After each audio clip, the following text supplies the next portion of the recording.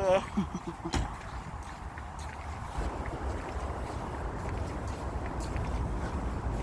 Tapos na ako aking today for my morning schedule.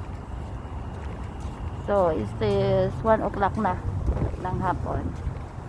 So pupunta naman ako sa aking kabila. So ito, lalakarin ko lang papuntang yung bus na dapat sasakyan ko papunta sa isa. Kasi yung daanan na pupunta, diretsuin lang ito, itong diretsuin. Tapos kailangan kong lakarin lang kasi walang bus. So siguro mga 15 minutes naman lang lakad. So we're heading Michigan Avenue. Ito siya yung galing ako dun sa lake. Ayan. So it says, itong street na to is Walton Street.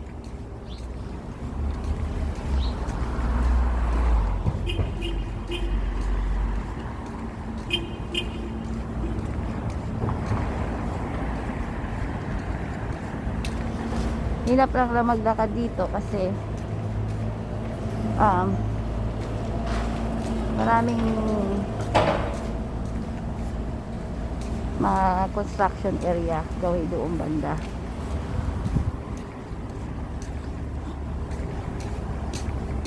Dito naman parang binago nila yung garden kasi magsa-summer na naman, magawin na naman nila yon.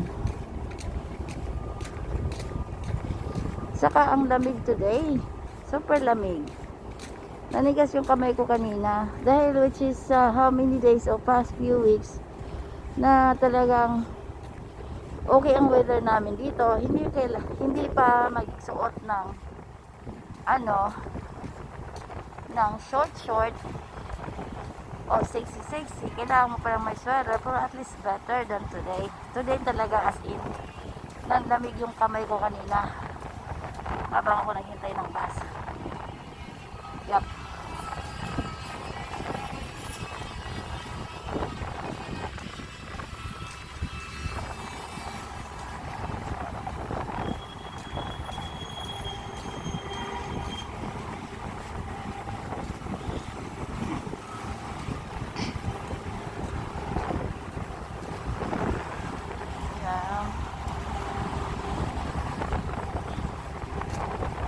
At saka ang lakas ng hangin.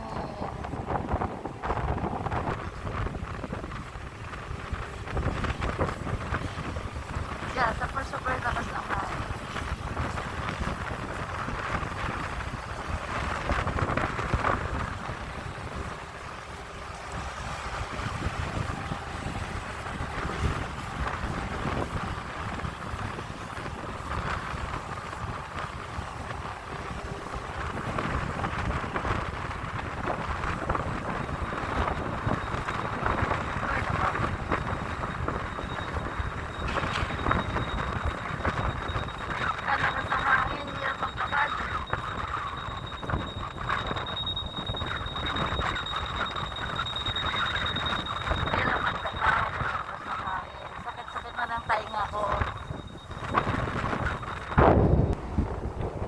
Yan yung Louis Vuitton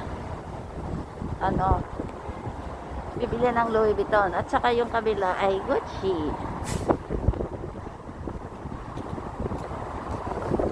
At nandito na naman tayo sa Drake Hotel banda, naglalakad.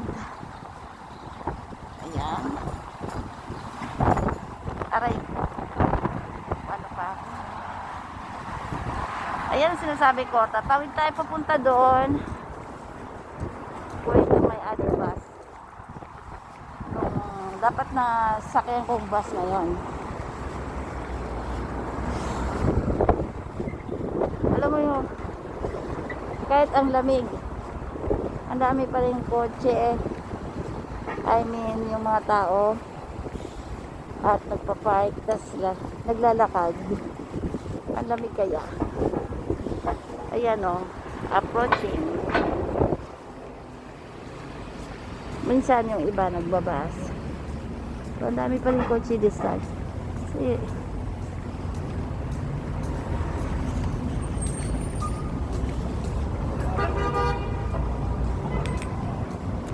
so, dito ako sa may downtown Michigan.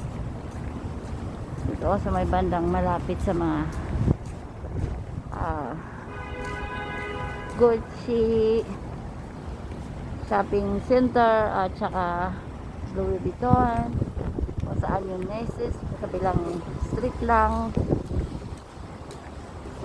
pero along Michigan pa rin. So I have to headed to going to west side.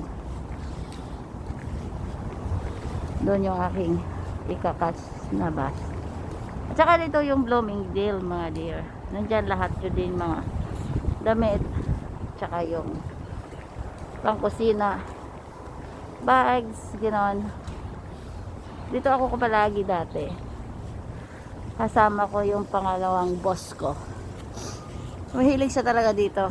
Dito yung parang sinasabi kong park niya. Kasi never niya dinadala sa park yung mga anak niya. Kung lalabas man kami, ano siya, yung ginagawa niya is punta kami ng mga malls, mga shopping center, ganyan.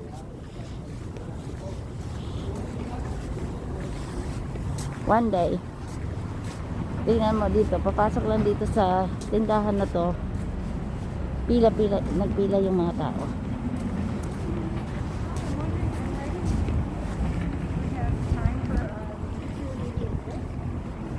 Ayan, di ba? Punta lang sila sa loob ng maliit na store. Kailangan pumila kasi sa liit ng store hindi siya dapat maraming tao. Ano no, ang cute, di ba? Very simple pero ang mahal dyan.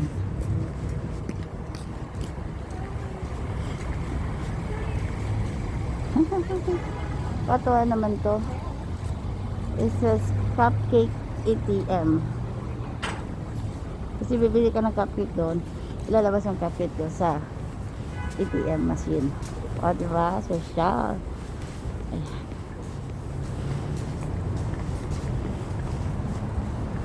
Maraming store dito sinidaanan ko, mga guys.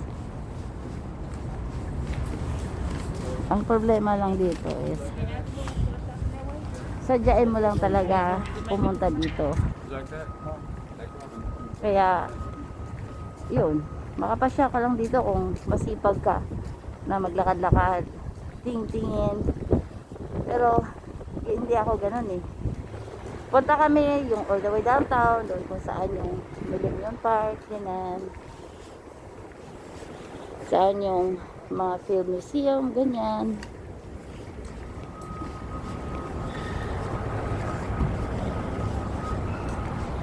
Kaya ganun ang naging ano. Tsaka most likely mas gusto namin yung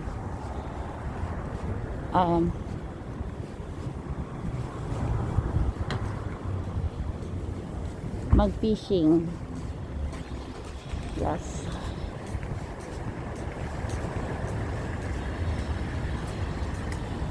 Medyo layo rin din lakad ko, oh. Dito na ako banda. Malapit na ako.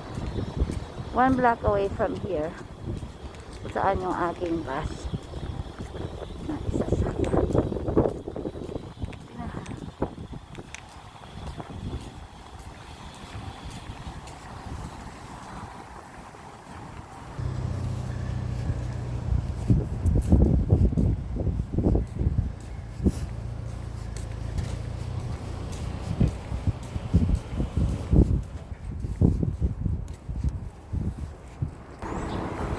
Hintay ako ng 22 na bus dito sa park. Ewan ko tawag dito sa park na to. So malapit kayo sa park. Dito yung hintayan ng bus 22. which is Clark. Mga building doon.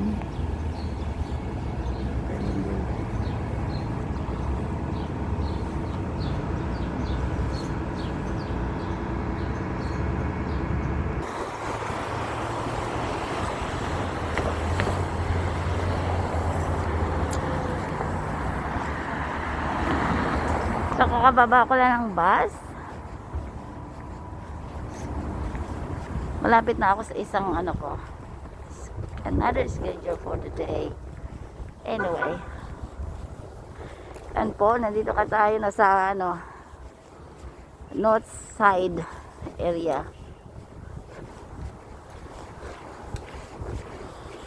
Ang bilis lang naman yun. Lutusin, ilang blocks lang mula doon kung saan ako naghintay ng bus. At saka banda ako dito bumaba para makita-kita nyo naman yung area na dito, which is maganda pa rin na ang dami-dami pa rin mga buildings sa mamalaki, matataas.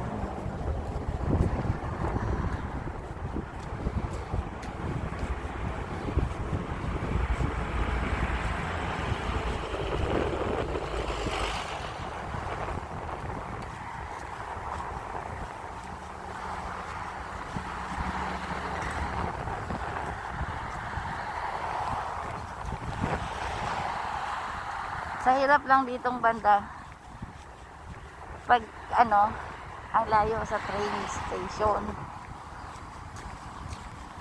kaya bus lang talaga ang ano dito, pwede mo sakyan. Of course may taxi, may Uber, ano, yan lang.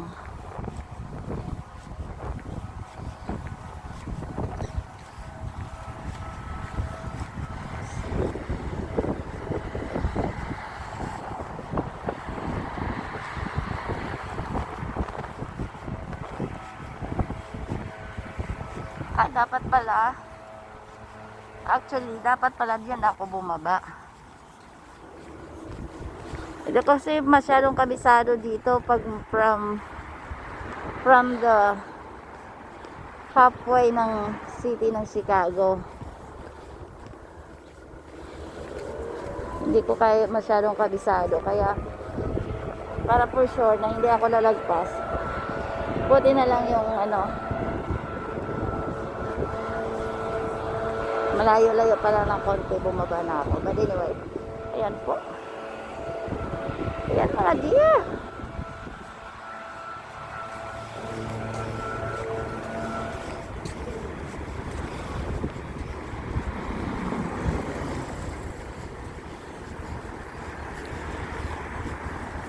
Sana nag-enjoy kayo sa kunting tour natin. Sa sandaling tour.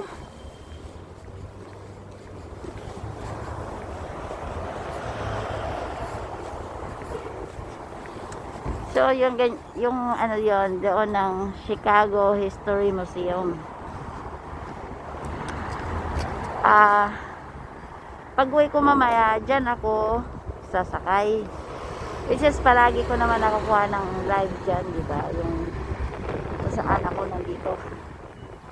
Actually, ang schedule ko for this afternoon, last week pa sana, but kinancel, nag last minute cancel. Buti na lang yung isang Thursday ko ay ng hapon ay available. Kaya okay na rin, di ba?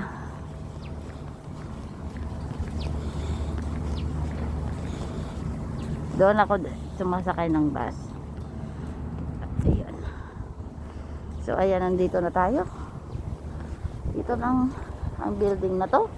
Yung building na yan, dyan ako ay pupunta. O sige mga guys, thank you for watching. Sana na-enjoy nyo ang ating punting tour. At napakita ko sa inyo kahit papano kung saan ako nandito sa Chicago downtown. Halfway ng Chicago downtown. Halfway lang. Kasi Kasi mahirap naman ang magpunta ng downtown. Wala kang kailangan, especially for this time of year na palaging distancing, di ba? May distancing pa. Di ba? So, anyway. Alright, so see you guys. So, see you. And don't forget to subscribe. Meaning to Bisaya. Bye.